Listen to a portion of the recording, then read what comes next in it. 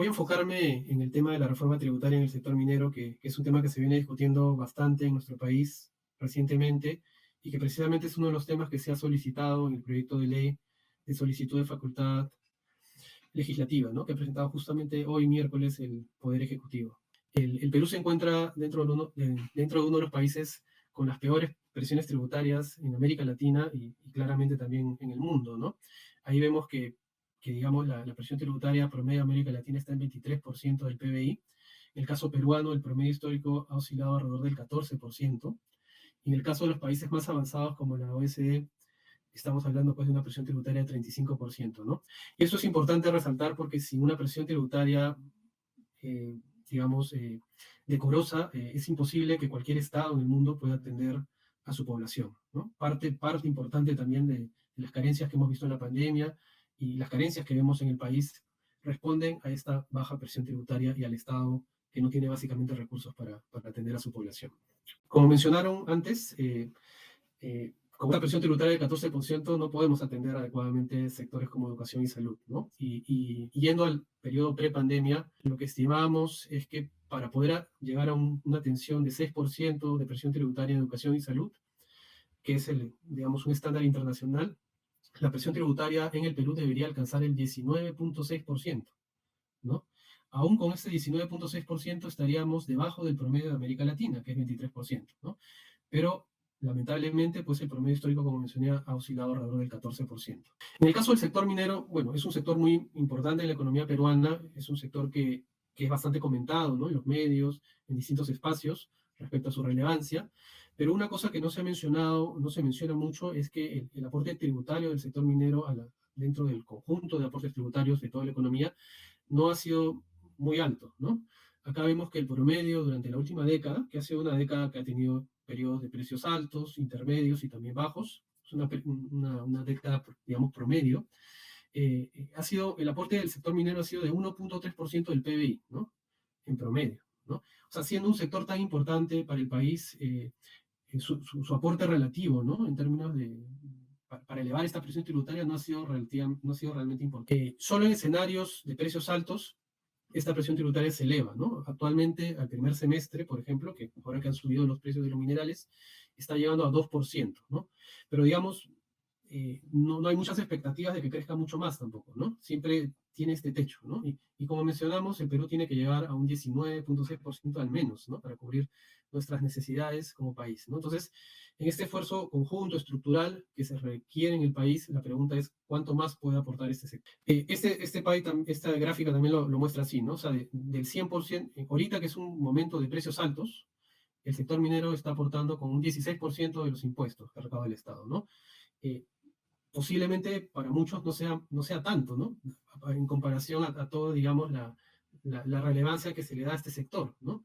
Y digamos, en los años previos, en promedio el aporte ha sido de 8%, ¿no? O sea, estamos hablando que el resto de la economía en realidad da un aporte tributario de un 92% en años normales, y actualmente el resto de la economía tributa un 84% de lo que recauda el Estado, ¿no? Entonces, ese es un dato muy importante. O sea, en realidad el sector no es que sostenga realmente el presupuesto nacional, ¿no? Sino es una contribución que es valiosa, pero de ninguna manera es tan grande, ¿no?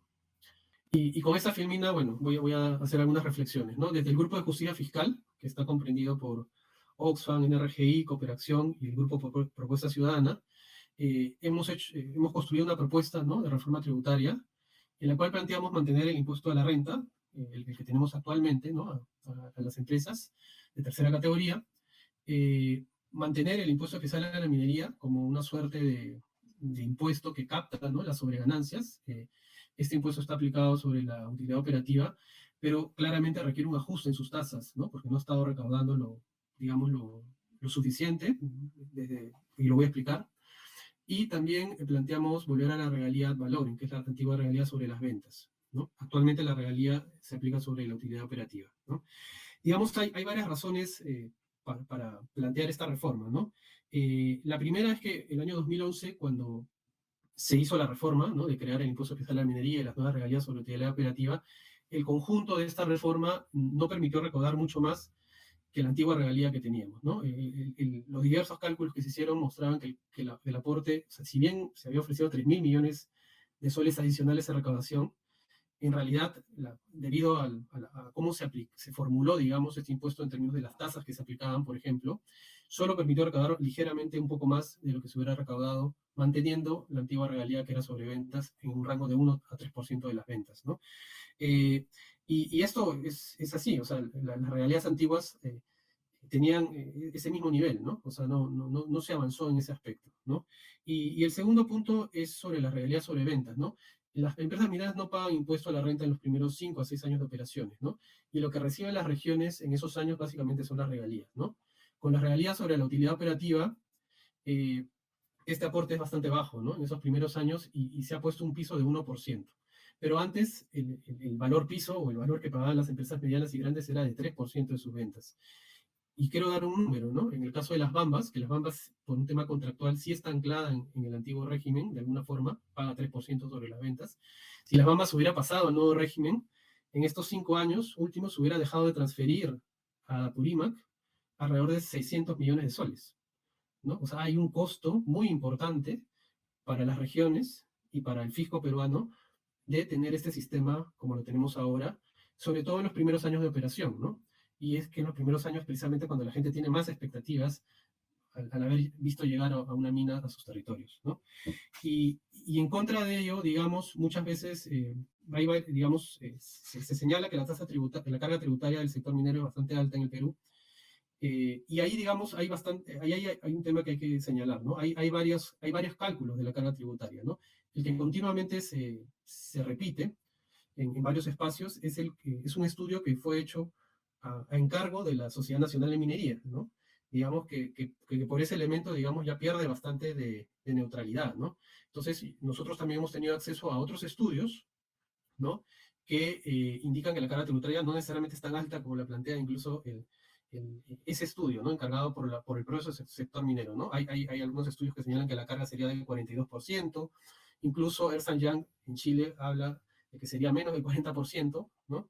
Y más bien le pone a Chile con una carga tributaria superior a la peruana. Entonces tenemos varios cálculos, ¿no? Y en ese escenario, digamos, lo que planteamos dentro del grupo de justicia fiscal, ¿no? Hemos hecho una propuesta, ¿no?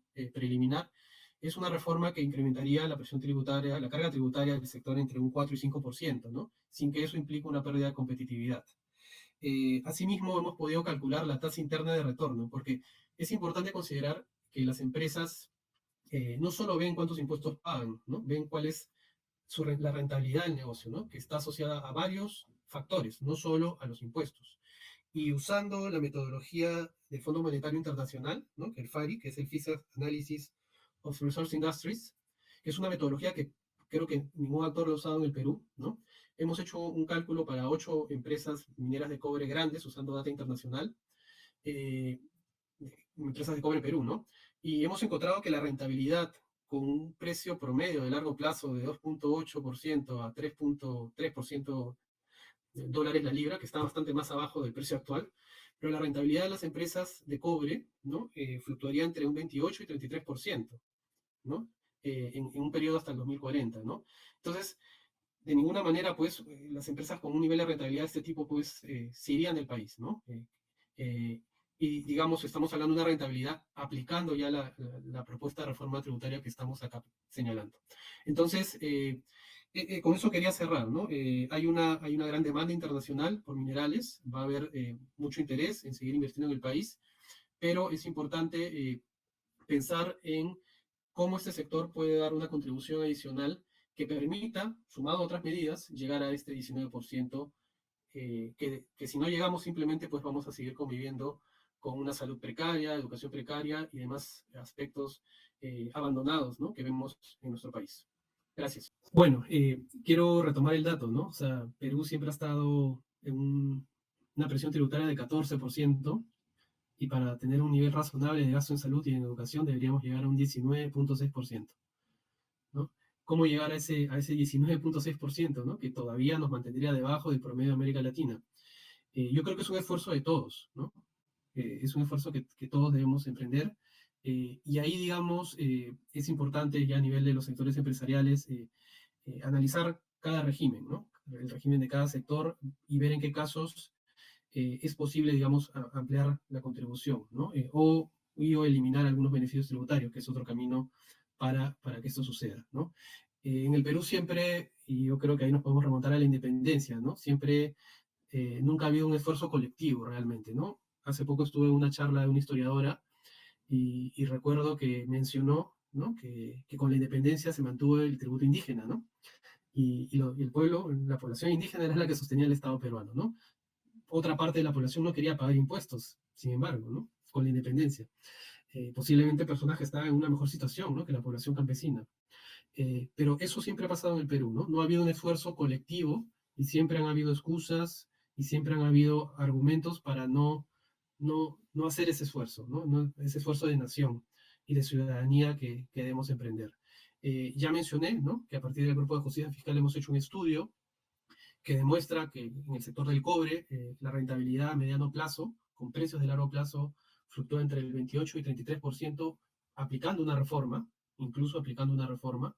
Entonces, hay espacio, ¿no? Hay espacio para que sectores importantes como el sector minero hagan un aporte adicional de cara a ese objetivo común, ¿no? De llegar al menos a ese 19,6% que es necesario, ¿no? Si no, no vamos a salir de esta fragilidad social en la que vivimos.